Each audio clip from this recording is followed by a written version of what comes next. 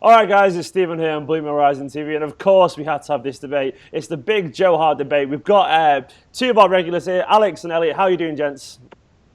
Hi, yes, good, Wonderful. thanks. Hi, Alex. You okay? Yeah, not bad. How are you, Steve? Yeah, Alex looks like he's on the set of Jerry Springer. He is on the set of Jerry Springer, which is perfect for this argument and this debate. Anyway, right, so we've got to discuss about this. Obviously, he's been at the club for 10 years. This has really divided City fans down the middle. Understandably, there's a lot of emotion involved in this. Because he's been there for so long and he's done so much and he's connected to the fans. Alex, I'm going to start with you, mate.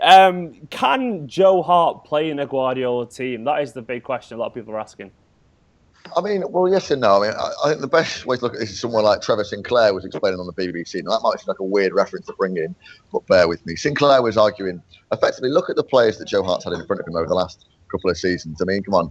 You know, he goes long every time, but would you be giving Demichelis the ball? You know, if you were in goal, are you playing short to those defenders? We've never seen him with players that in front of him that can move the ball around in the way that a Guardiola team, you know. Now he's got those players in front of him. I would love to see Joe Hart have a go with Stone, have a go with Company and those players when we're all fit and ready, and at least give him the chance to prove himself, because we've not seen that. We've not seen Joe Hart play in a Guardiola team yet at all. You know, and I think it seems that everyone has suddenly decided, City fans that have been loyal to Joe Hart in the last sort of 3, 4, 5, 10 years, have all of a sudden turned their back and said, well, Joe's never going to play in a Guardiola team. We don't know that. We've not seen him, and I don't think we should jump to conclusions. You know, whatever's happened with Hart on the training ground with Guardiola, maybe an incident's happened there that we don't see just as fans. We've got to look at it, and I think I'd love to see him get a chance and maybe make this decision in January or next summer, rather than force him out the door before we've seen any evidence that he can't play in a Guardiola team. Yeah, what's your take on it, Elliot? I worry slightly whether that ship's sailed a little bit now, and that we're too far into this for it to be for there to be any way back for Joe Hart into the team. I don't know if, you know, I think he was given a chance by Guardiola.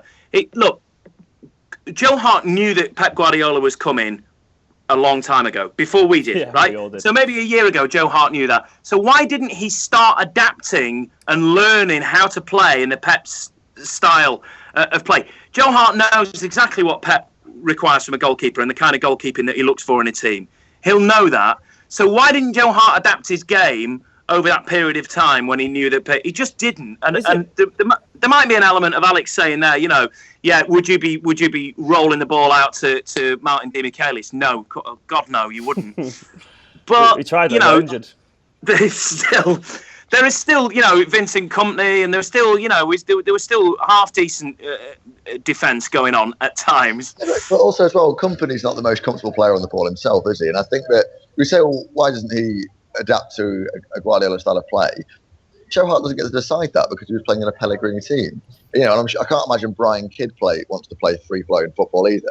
I can imagine Brian Kidd's a bit of a, you know, lump it, get it up to Sterling or something like that. And I think it's hard because the one criticism that we've always had of Joe Hart is that he's a brilliant shot stopper and he'll save you 10 points a season, and he gets to those places of the goal that other players just don't get to.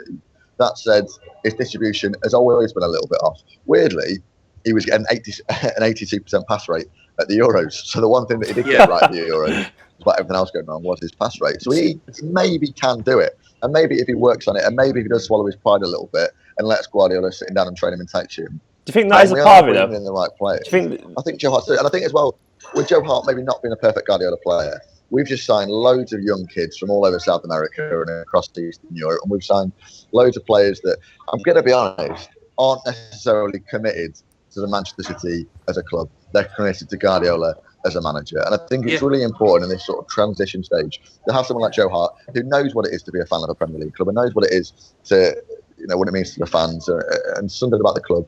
You know, he was a first choice keeper in 2007 before the takeover. Someone who understands the fans, and maybe it's important to have that person in a dressing room who is effectively a secondary captain. I think that, more than anything, is the most important factor. Do you think as well, Elliot, that maybe that fact that he has got such a big ego potentially could be one of his problems? I don't think he's necessarily too arrogant in a bad way, but he is obviously very, very cocksure, so to speak. He's full of himself, isn't he? Do you think there's maybe an element, I mean, it's just speculation, of Guardiola seeing someone like him and thinking, well, I need maybe to take the squad's ego down a tad? It's possible. No, I think it's more that he has given Joe Hart the opportunity to prove himself, and Joe Hart's not taken it.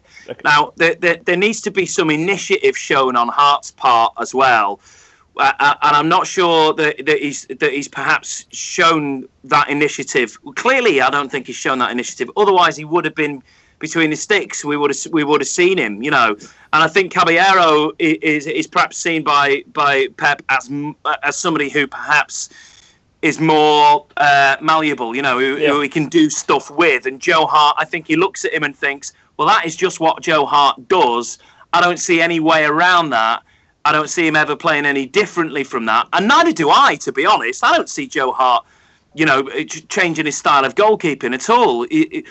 His style of goalkeeping works for what he does, but that isn't what Pep wants. So, you know, Joe Hart playing at Everton, Joe Hart playing at Stoke or wherever it might be, yeah, I could see that working, but I don't see him making it back into the first team. I think he's way too far out the door now.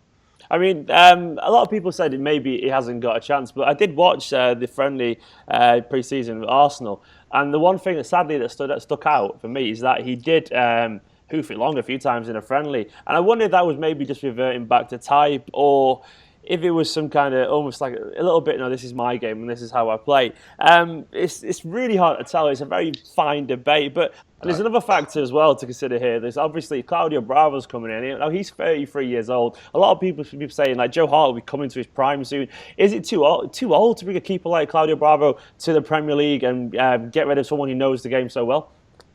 Well, yes and no. I mean, in terms of goalkeepers' age is irrelevant. I mean, you're looking at Buffon. Buffon still looks like he could play for another 5 years. He's 100. So I mean, it's 106, you know, and Buffon is always the example you use. But there's, you know, you're looking at people like Petr Cech. Arsenal still looks very strong at 34. You're looking at someone like Brad Friedel played quite late on as well at Premier League level, and certainly didn't embarrass himself playing up to like 37, 38. So 33 at goalkeeper age is. It's just buying a player in his prime. It's like buying a striker at 30. So it's. I'm not necessarily too worried about that. And I think that it's a shame because Joe Hart has been here for 10 years. And I genuinely thought a year ago Joe Hart would be a City captain within the next couple of seasons, and possibly even an England captain the next couple of seasons. Is that a factor? Is that? I mean, Sorry? He obviously gets the club. I mean, what are we going to lose as well if he moves on? Are we going to miss that English kind of mentality a little bit because he is one of probably a dying breed at the moment? I think we all knew this was going to happen in 2008 when we got bought out by the Sheikh. Was that an awful lot of what we considered to be Manchester City was going to change? Now, I think what has been brilliant is that we've kept so much of our identity for so long, and I think there is that still like that typical City vibe, and there's still. You know, I think people still prefer City to United, and I think that a lot of our fan base is the same. And whilst we've picked up a few, you know, in Dubai and the Far East or whatever, generally it feels like the fabric of the club is there. And I think Joe Hart is a lot of what was Manchester City and what is Manchester City. And I think I, like a lot of City fans, am very, very, very reluctant to pass that up. And we all knew that when we appointed Guardiola, that there were going to be big losses. You know, it looks like Nasri's probably out the door as well. You know, it looks like Yaya's probably out the door as well. You know, big City icons are going. And Joe Hart, for the record, I think Joe Hart will go. I think that is a casualty that will happen. I just don't want it to. And maybe it's become a little bit sentimental. You know, I was like this with Mika Richards. I didn't want Mika Richards to go. And that looks like it was the right decision, perhaps. You know, so it's sort of the, pardon the pun, but it's head versus heart, isn't it? And it's one of these. Is it a case of that? Was it a case, Elliot, that we need to just maybe get rid of some of the stalwarts out of the team to refresh a little bit because it's gone a little bit stale?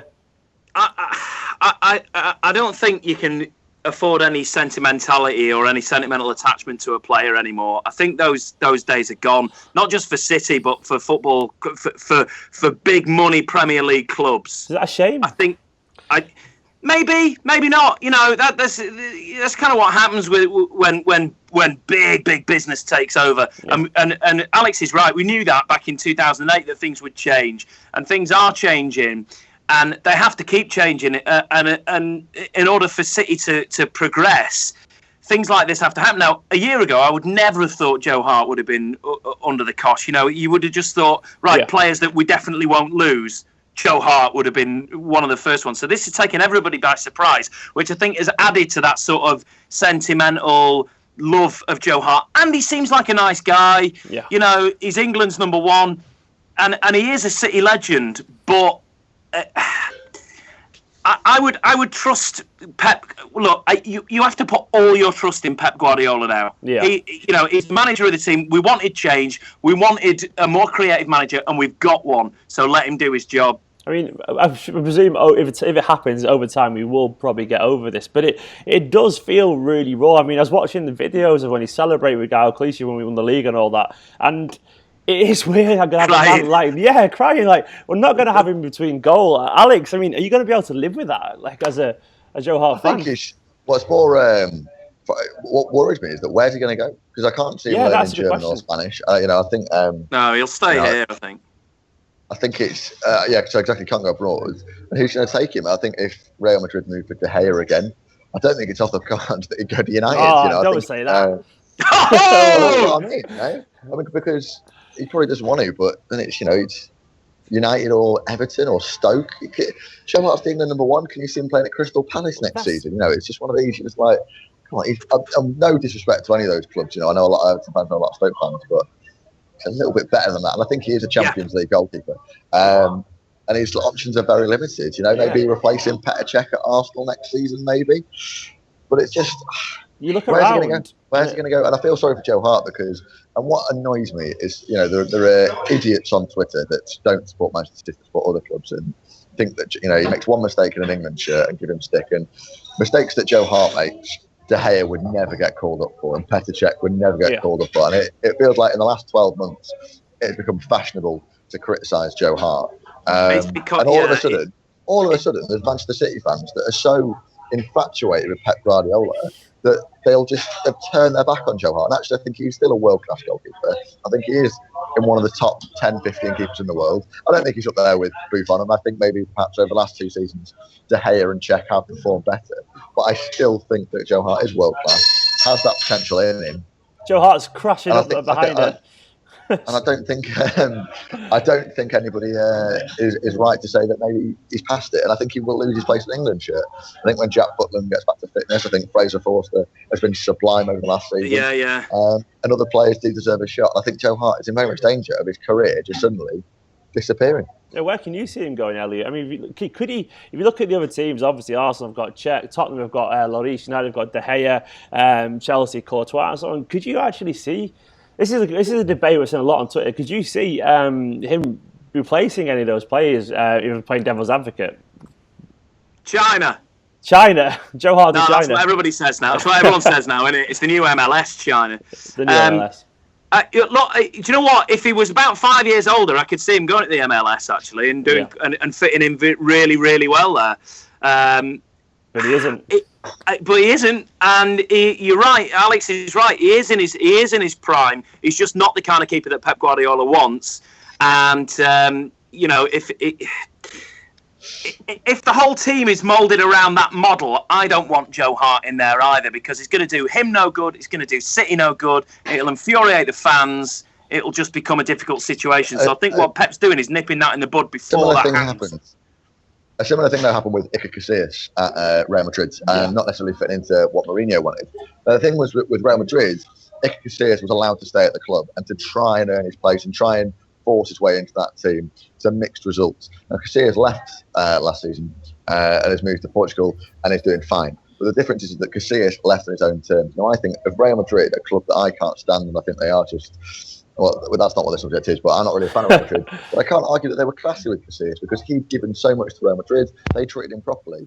And I just think it's a little bit embarrassing for our club to try and force Joe Hart out the door. Well, I would say... Without watching it. And Elliot, you were saying before, he's had a chance to prove himself. He's played one game under Guardiola in a friendly against Arsenal in some money game in Europe. I want to see him get like a good 5-10 league games before we say, look, this isn't working out, Joe. Or maybe, at least... give him some time on the bench, give him some time on the reserves, let him stay at the club. And if after a year he says, I want to move abroad, I want to go to a different club, and Joe Hart, thank you very much, we'll see you soon. Well, what I don't want to see us forcing players out the door, because that's not really what kind of club we are. Yeah, there was some quotes from Guardiola though in the press conference the weekend where he did say if Joe Hart wants to stay and fight for his place, he can and I will improve him. But do you think there's a situation where Hart maybe isn't really ready for the fight or doesn't want it because he knows initially at least he would be third choice goalkeeper? What do you reckon, Elliot? Here's just a quick theory: is that Joe Hart stayed, Richard Wright's left, what a guy. What club stalwart Richard Wright has gone. So and I know there's Angus Gunn and he's got commitments elsewhere with the other team and whatnot. So we are missing, to a certain degree, a keeper. There is a chance that Bravo will come in and that Joe Hart will stay. But then who sits on the bench in that equation? Because somebody's got to play the Richard Wright role and spend their entire life sat on the bench. Would that be Joe Hart? Would he want to do that? No, he wouldn't, and he would be frustrated and want to go. Maybe there's a bit of mind games with Pep going on, where he started this season, he's put Caballero in there, and he said to Joe Hart, if you want to fight for your place and play my way, you show me that you can do that, and we'll do it.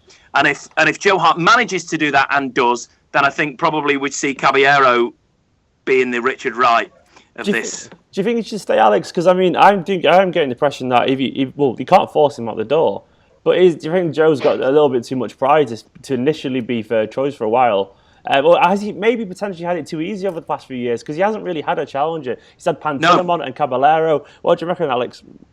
One of the other things I think is that you and I had this conversation socially about Joe Hart and things. Actually, do you think when Caballero came in, do we really think that Caballero was any threat to Joe Hart? Because Caballero was a great goalkeeper, was doing great things in La Liga, had a really good reputation behind him, fantastic career, played some very reputable clubs. But could you see Caballero ever replacing Joe Hart permanently as a first keeper? Definitely. Not really. And I think it's the sort of time. This is probably the first time in the last 6 years that Joe Hart has been challenged, maybe even longer. Yeah. The last person really was when Joe took over from Shay Given. That's the only time there was ever any sort of real competition.